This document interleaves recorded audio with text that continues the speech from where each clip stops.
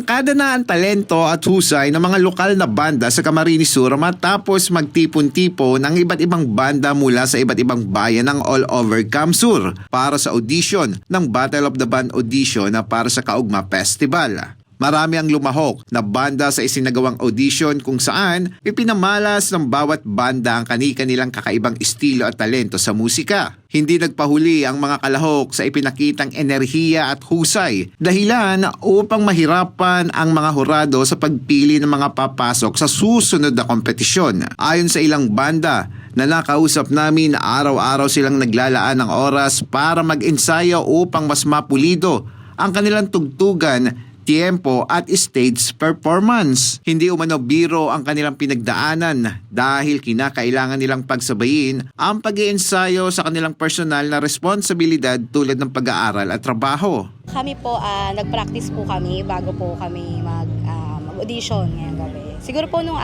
Friday, nag-practice. Ang genre po namin mamaya mga alter rock, mga bamboo, ganyan po.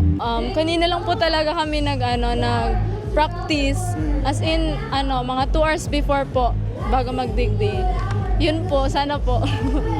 Siyempre ginibo naman po namin yung best namin sa pag-practice para po may maiharap po kami sa mga judges and manonood po na maganda tsaka maayos po na performance. Pop rock na medyo love song po. Tapos para sa mga sa mga broken na medyo martyr sa pag-ibig.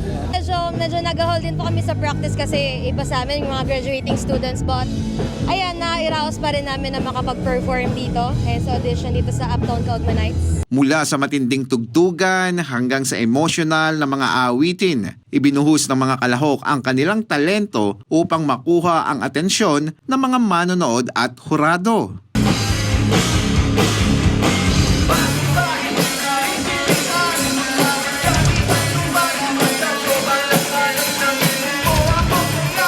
Hindi lamang talento sa pagdugtog ang batayan sa paghusga para makaabante sa next round ng Battle of the Bands, kundi pati na rin ang kanilang stage present, musicality at kakayahan ng banda na makapag-ugnayan o kumonekta sa kanilang audience. Lubos ang pasasalamat ng Local Bands Kaugma Festival organizer, lalo na sa provincial government ng Camarines Sur sa pamumuno ni Governor El Rey Villapuerte sa pagbuo ng makabuluhang event na nagsisilbing entablado para sa mga nangangarap na banda para sa mas malaking oportunidad upang maipakita ang kanilang talento at husay sa musika. Aniya, hindi lamang ito simpleng kompetisyon kundi isang pagkakataon upang maipamalas ang kanilang mga likhang awitin at natatanging estilo sa harap ng mga audience. Kay Governor El Rey, ayan, thank you so much po sa pagbuo ng ganitong magandang event para sa mga katulad naming nangangarap, mga musicians na gustong sumali sa mga gitong competition po.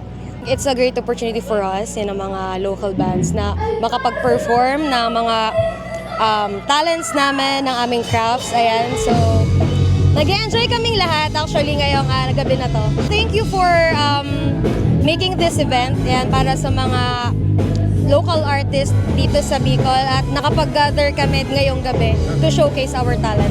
Ngayong tapos na ang audition, sino kaya ang susunod na hihiranging kampyon sa Kaugma Festival Battle of the Bands? Abangan, Eli Balbin, CSN.